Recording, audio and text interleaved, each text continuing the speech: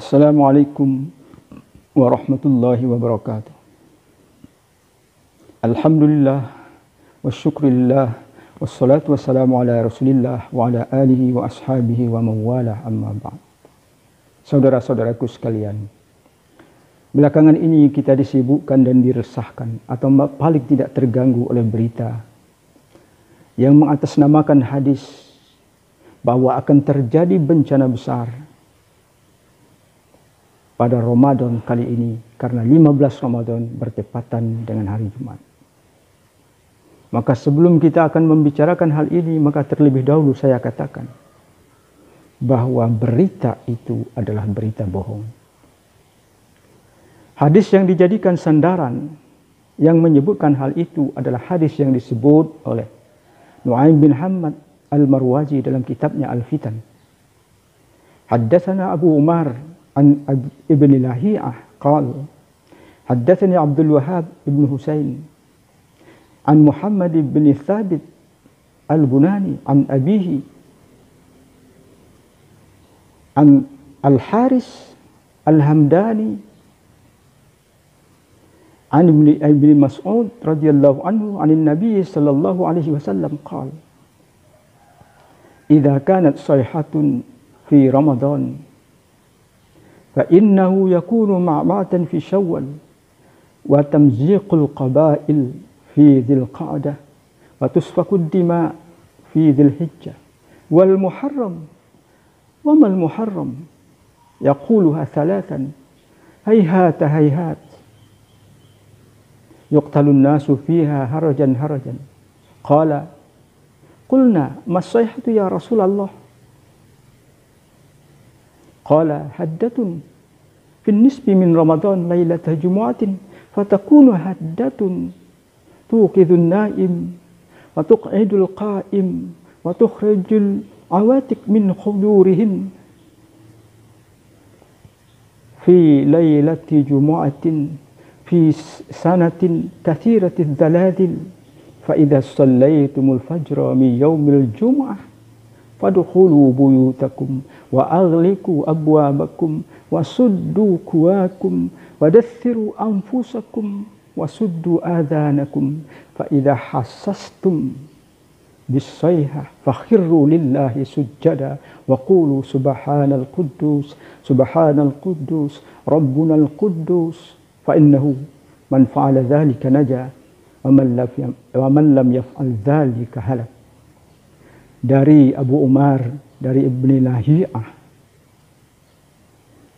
telah menceritakan kepada saya Abdul Wahab bin Husain dari Muhammad bin Thabit al-Bunani dari ayahnya, dari Al-Haris al-Hamdani dari Ibnu Mas'ud dari Nabi sallallahu alaihi wasallam bersabda, "Idza kanat sayhatun fi Ramadan, jika terjadi bunyi gelegar yang luar biasa pada bulan Ramadan, fa innahu yakunu ma'ma'atan fi Syawal, maka terjadi keributan besar pada bulan Syawal.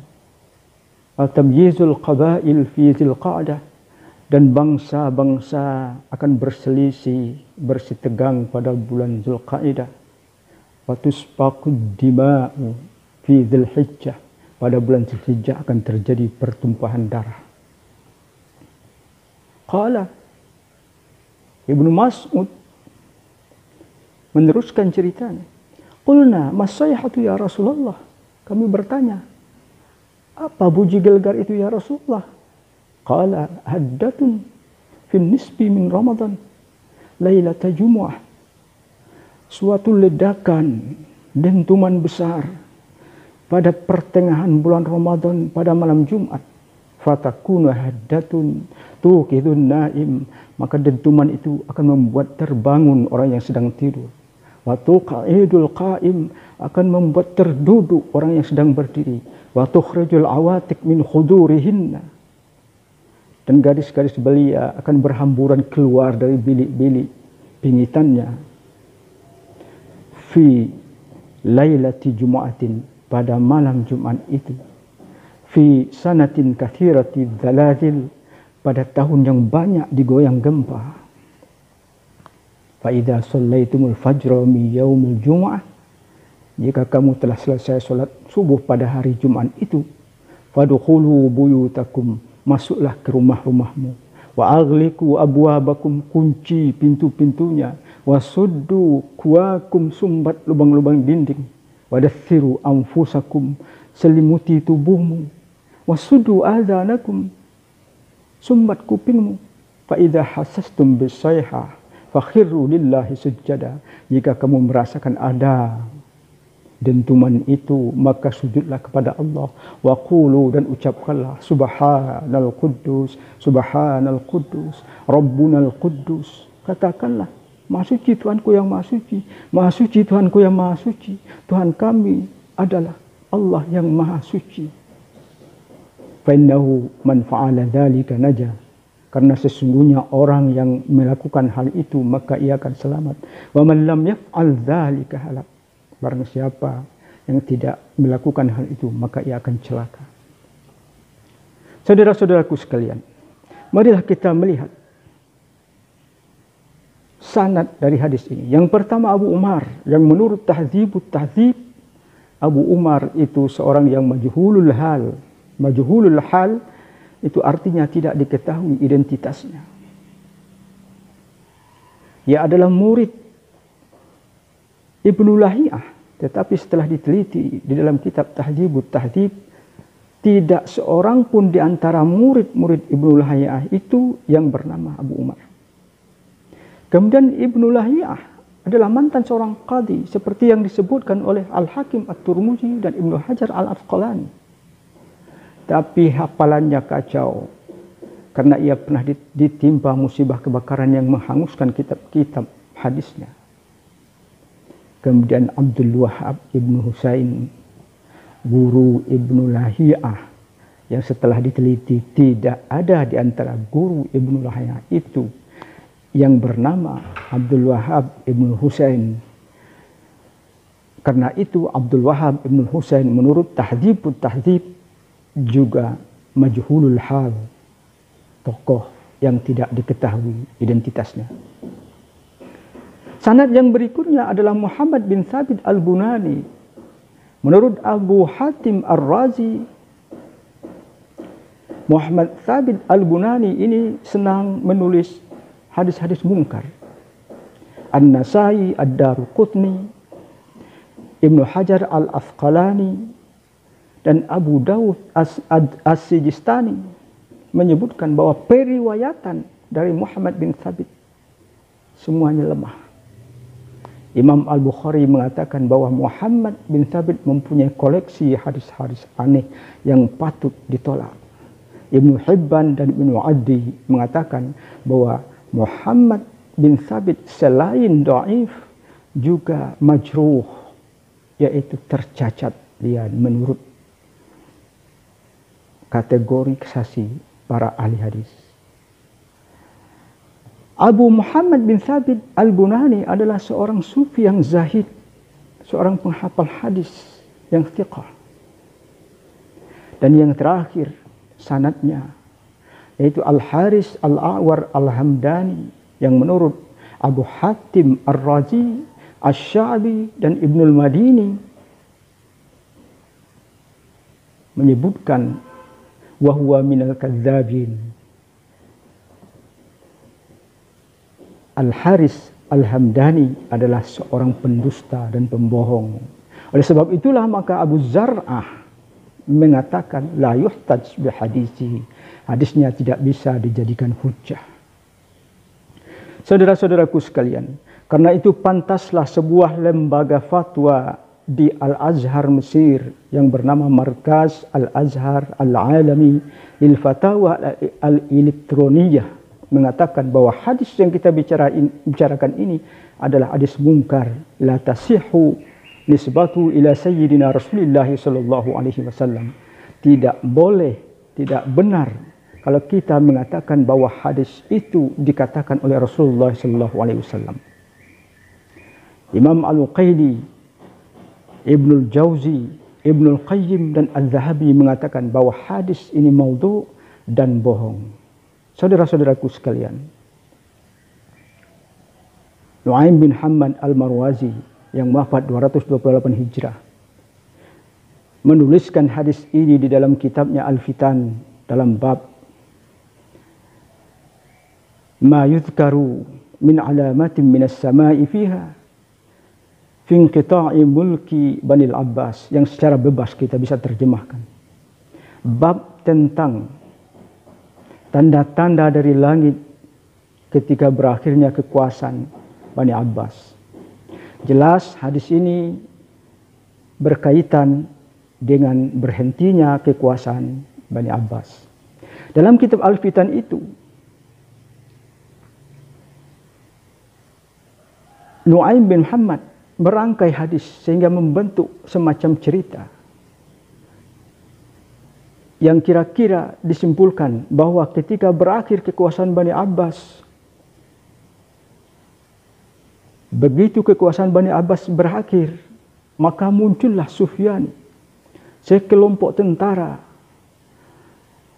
yang memporak-porandakan Timur Tengah dan sekitarnya, mencari kekuasaan dan ingin menumpas Bani Hashim. Tapi mereka semua ditenggelamkan ke dalam bumi ketika Jibril menghentakkan kakinya.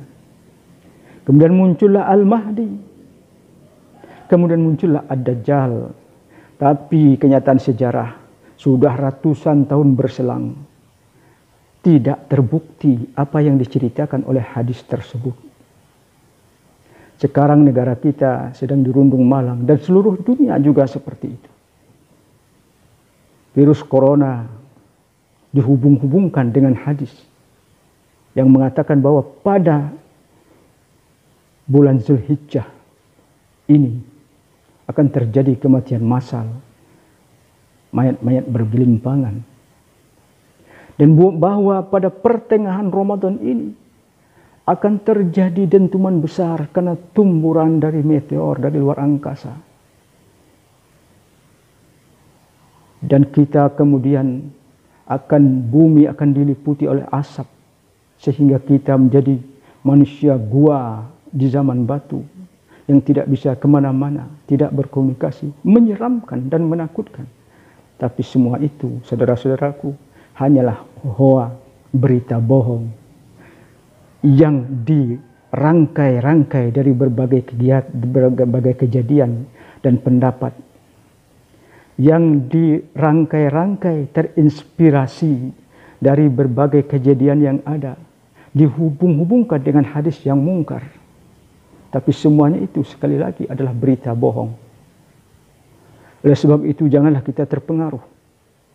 Dan kalau kita termasuk orang yang menyebarkan berita bohong itu, ketahuilah kalau hoak berita bohong itu masuk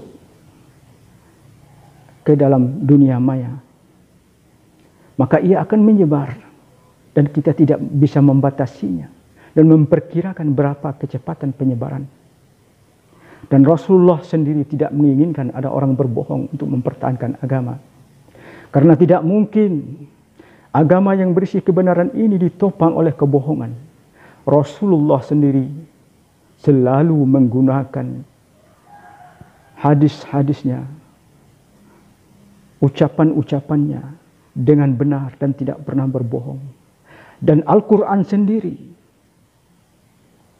tidak pernah mengatakan yang bohong, dan kebenaran Al-Quran selalu terbukti sepanjang zaman. Bagaimana kebenaran bisa ditopang oleh kebohongan? Bagaimana kebenaran bisa dibela oleh kebohongan? Adalah tidak mungkin kalau kita ingin memperbesar nyala sinar obor kita lalu kita menggunakan air. Adalah tidak mungkin kalau kita ingin memperindah kota lalu kita merobohkan istana-istananya.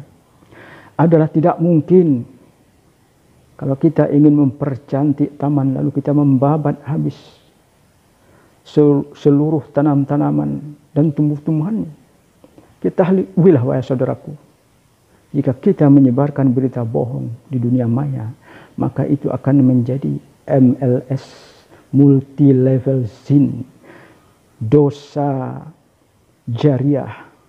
Begitu orang terpengaruh, maka dosanya akan mengalir kepada kita.